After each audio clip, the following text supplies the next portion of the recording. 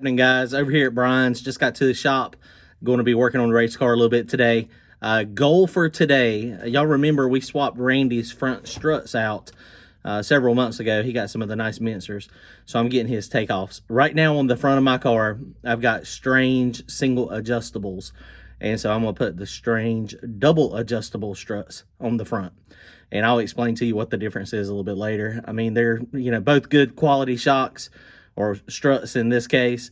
Same name brand, just one. They're going to do a little bit different. Hopefully the double adjustables will make it a little easier for me in this no prep world that I'm about to enter. Trying to get the car ready. Planning on going to one of our local tracks, Nahunta, on tomorrow.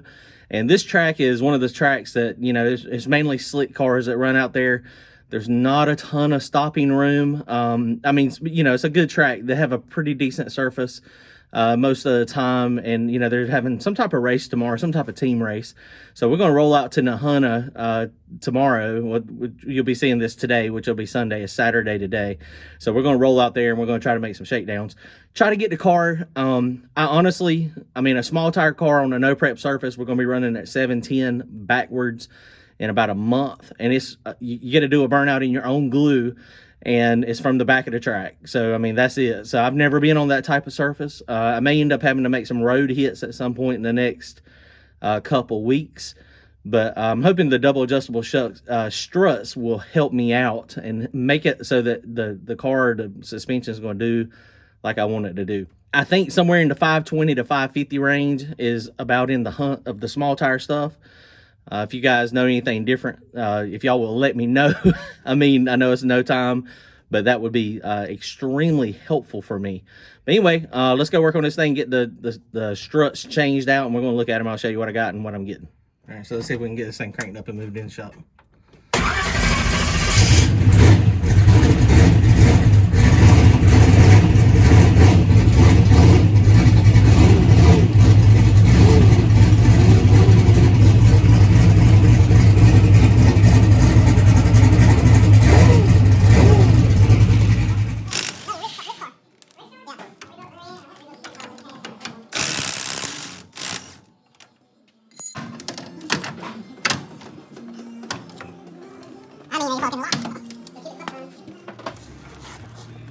Okay, so we got one of them changed, one of them is not. There's a lot of oil on these. I did clean them off a little bit, but these are the new ones that I'm putting on it, the new to me, and this is the old one. Both of them are strange. This has got the threaded kit to make it cool over. There's no threads on that body, but this is just a 10-way adjustable. So what this one does is you got 10 clicks, and that is full tight. And so then this is full loose all the way that way. So the problem with a single adjustable strut or shock is it adjusts both the compression and the extension. They say it's not supposed to adjust both of them, but it does. It affects both of them. So if it's fully tight, it's fully tight on extension and compression. And as tight as that shock can go anyway, which is still not super tight. Now this double adjustable one, this is a strange, I've got QA1s on the back for the shocks, but this one, it's got compression adjusting down here on the bottom and up here on the top. This is the part that goes through the top. This one right up here is the extension. So extension and compression. So extension is when it's coming, the shock is extending. So it goes from compressed, the spring is compressed, and then what happens, you let go to trans brake and it starts, to separate up front. That's your extension. So the compression down on the other end is how tight it comes back in. So this is compression, is it pushing down like this. So the compression is real critical too. So, you adjust both of them. You change them and you adjust them as you just, see fit depending on what the car is doing. So with a no prep car, I think what we need to do is, I hadn't really been messing with it a lot, but what we're going to do is we're going to have extension up on the top really loose so the car can fling up, and then we're going to have compression really tight so that it's not able to slam down and unload the back of the cars. And so, anti-squat, instant center location in the back, I mean, that's going to make a big difference with it as well on what it actually does, where that pickup point is. But the front strut, we have all seen, videos where, cars take off, they hook real hard, it flares up real fast, and then it bounces, it comes back down real fast. a 50-50 shock, or either a shock or a strut that's got holes in it, and there's basically just spring in it. They make 70-30 shocks, and they make 90-10 shocks, but none of those are really applicable in a high horsepower situation.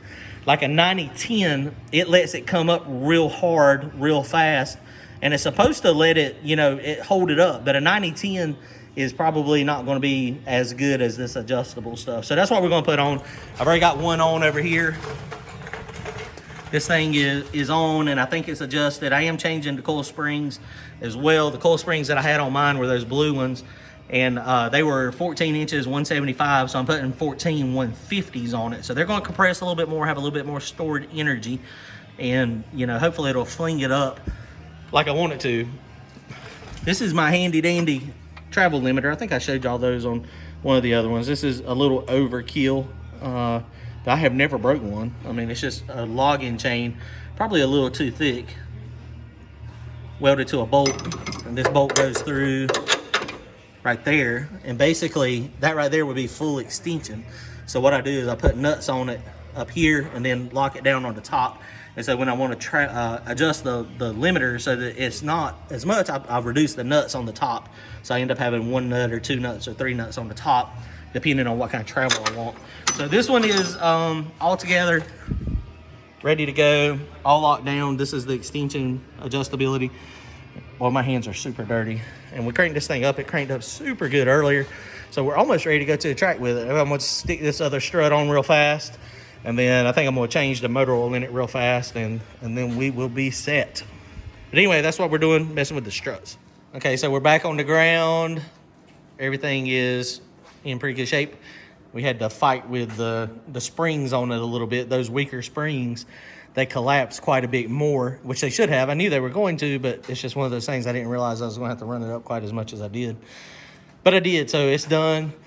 And you see down in there, those things are a pain in the butt. 14-inch 150s, they compress quite a bit. So we are ready to go. Got the ride height set back. Just back to where it was. My front end limiters, can't really see them down there, but I've got two nuts on the top. So that'll be about 2.5 inches of travel. So it should be in pretty good shape. So we'll see. So we're going to go either, it's been raining all day today. So we may end up going to Fayetteville tomorrow. I don't know. I mean, it just depends. We're supposed to be going to Nahunta and just get some shakedown passes. They're doing a big race down there tomorrow. But that track is generally, it's very wet. So I don't know how much rain they actually got down there today.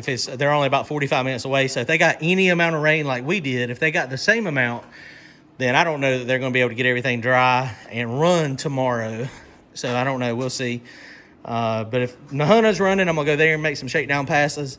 If Nahunta is not running, then I'm going to go to Fayetteville. They're doing something at Fayetteville tomorrow. It's a test and tune and a streetcar hard tire race. And they're going to do like a little 28 by 10 race, 4 or 5 cars, 6 cars, like a $50 entry fee. Real fast, real quick. First round's going to be at like 3 o'clock. They'll be done by dark. So they'll probably just do 2 or 3 rounds. Probably 6 or maybe there might be 8 cars show up, somewhere between 4 and 8. If we come, I mean, we'll bring an additional one. So, I mean, we'll see how it goes. All right, guys. Well, that's going to wrap it up for tonight.